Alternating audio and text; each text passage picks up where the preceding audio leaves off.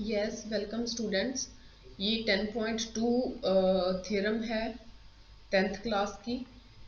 तो let's do this theorem. जिन्होंने channel को सब्सक्राइब नहीं किया वो चैनल को सब्सक्राइब कर लो, शेयर करो, नोटिफिकेशन ऑन रखो। ठीक है, लेट्स डू थ्योरम नंबर 10.2। पहले तो मैं आपको ये बता दूं कि 10.2 थ्योरम जो है ये बहुत ही ज़्यादा इम्पॉर्टेंट है। सेकेंडली, इस थ्योरम का जो रिजल्ट है वो 10.2 एक्सरसाइज है जो उसमें बहुत अप्लाई होता है। तकरीबन हर एक क्वेश्चन में ये रिजल्ट अप्लाई हो रहा है 10.2 थ्योरम का। ठीक है, रिजल्ट क्या है? रिजल्ट ये है कि किसी भी सर्कल के एक्सटर्नल पे कोई पॉइंट है, सपोज करो यहाँ पे, वहां से जब हम टू टेंजेंट्स ड्रॉ करते हैं, सपोज करो एक टेंजेंट ये है, एक टेंजेंट ये है। ठीक है, let this point be P, this point is A, this is B. ठीक है, होता क्या है, ये एक सर्कल है, सर्कल के बाहर कोई पॉइंट पी है। जब उस एक्सटर्नल पॉइंट से हम टू टेंजेंट्स ड्रॉ करते हैं, ज्यादा से ज्यादा टू टेंजेंट्स ही ड्रॉ कर सकते हैं। ठीक है, होता क्या है, ये जो P से लेके A तक की लेंथ है ना, वो इक्वल होती है P से लेके B तक की लेंथ। ठीक है, तो ये रिजल्ट है, ये हम क्वेश्चंस में अप्लाई करेंगे जो 10.2 एक्सरसाइज के क्वेश्चंस हैं उसमें। ठीक है, ये इसका मीनिंग है। अब इसका प्रूफ भी इंपॉर्टेंट है। प्रूफ मतलब ऐसे कैसे कि सर्कल के बाहर कोई पॉइंट है, उससे जो टेंजेंट्स की लेंथ है कहाँ तक, यहाँ तक, ठीक है, पॉइंट ऑफ कांटेक्ट तक, वो इक्वल होती है। ये कैसे पॉसिबल है? पी ए पी बी के इक्वल है, ये कैसे पॉसिबल है? इस चीज का प्रूफ करेंगे हम इस थ्योरम में। क्लियर है? गिवन में क्या दिया हुआ है? गिवन में है कि एक सर्कल के बाहर कोई पॉइंट है, एक्सटर्नल पॉइंट पी। ठीक है, बस ये दिया हुआ है। हम लिखेंगे an external point, an external point of a circle. External point का नाम भी लिखना चाहते हो तो लिख लो, है ना, एक्सटर्नल पॉइंट पी। ठीक है, एक्सटर्नल पॉइंट पी है of a circle with centre O, with centre O. ठीक है, ये गिवन में है। तो टू प्रूव क्या है? टू प्रूव होगा P से लेके Q तक का distance is equal to P से लेके R तक का डिस्टेंस। ठीक है, इसमें कंस्ट्रक्शन भी रहेगी। कंस्ट्रक्शन क्या है?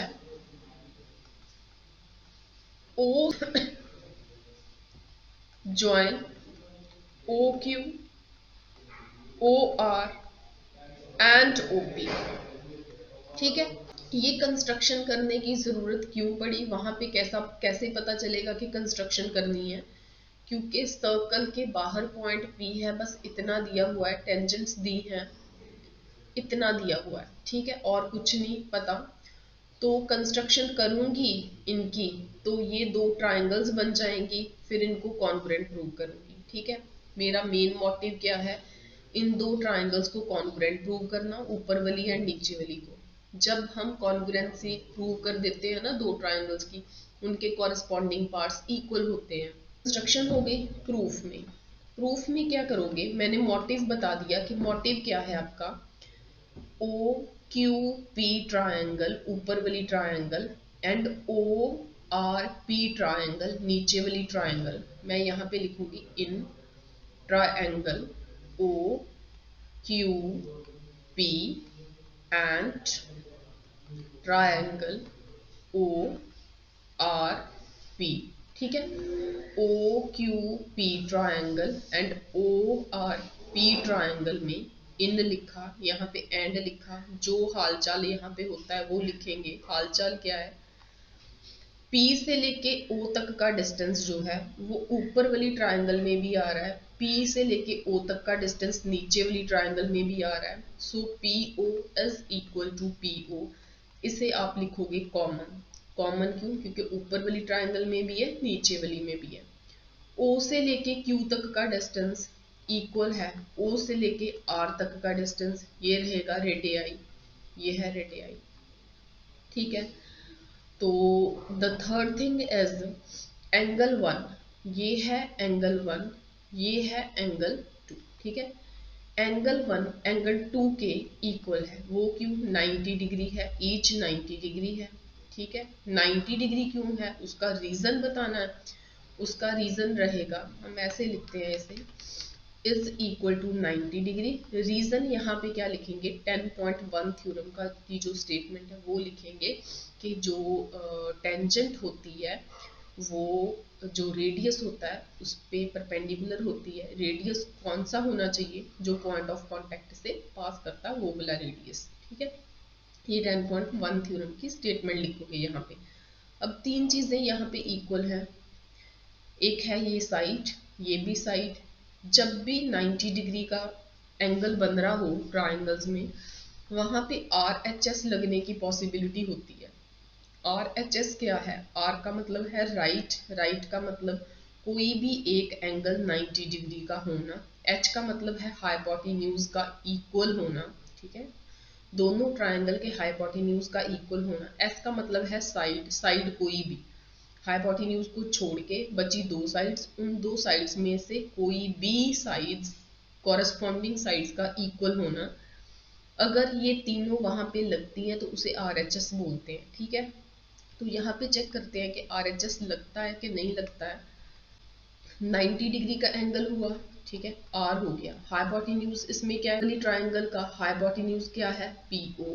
नीचे वाली ट्राइंगल का हाइपोटेन्यूज पी ओ, ठीक है। क्यों? क्योंकि 90 डिग्री के सामने है, तो पी ओ जो है, P O is equal to P O, ठीक है। ये हाइपोटेन्यूज है, एच भी हो गया, ठीक है, हाइपोटेन्यूज भी हो गया। हाइपोटेन्यूज को छोड़ के, मतलब इसको छोड़ के, जहाँ ये वाली साइड इस साइड के इक्वल हो, जहाँ ये वाली साइड इसके इस साइड के इक्वल हो। भाई ये वाली साइड को इसके इक्वल तो हमने करना है, ये तो है नहीं, लेकिन ओ क्यू ओ आर के इक्वल है। Side are H S criteria लग रहा है, तो वहां पे आप लिखोगे बाय आर एच एस, ठीक है। वहां पे आप लिखोगे by R H S rule. R H S rule के अकॉर्डिंगली, जब आर एच एस रूल लगता है इसके अकॉर्डिंगली क्या हुआ, जो ट्रायंगल आपने दो ली थी, कौन सी ट्रायंगल, ये वाली ट्रायंगल एंड ये वाली ट्रायंगल, पहले आपको नहीं पता था कि वो क्या है, आपने एंड लिखा। अब आप क्या लिखोगे कि ये दो triangle, triangle O Q P, ये कॉन्ग्रुएंट रहेगी ट्रायंगल ओ आर पी के। क्यों? आर एच एस रूल लग गया, दो ट्राइंगल्स कॉन्ग्रुएंट प्रूव हो गई। तब आप कह सकते हो कि वहां पे सीपीसीटी लगता है। वहां पे क्या लगता है? सीपीसीटी। सीपीसीटी क्या होता है? Corresponding parts of congruent triangle, note कर लो इसे। तो CPCT corresponding part of congruent triangle, मतलब जो ट्रायंगल्स कॉन्ग्रुएंट हो चुकी हैं उनके कॉरेस्पॉन्डिंग पार्ट्स इक्वल कर सकते हो आप। कौन से कॉरेस्पॉन्डिंग पार्ट्स हैं? पी क्यू, हम इक्वल कर सकते हैं पी आर के, ठीक है जी। पी क्यू किसके इक्वल कर सकते हैं? पी आर के। तो ये आपकी थ्योरम है, इसको मैंने ऐसे किया, ठीक है। Thank you.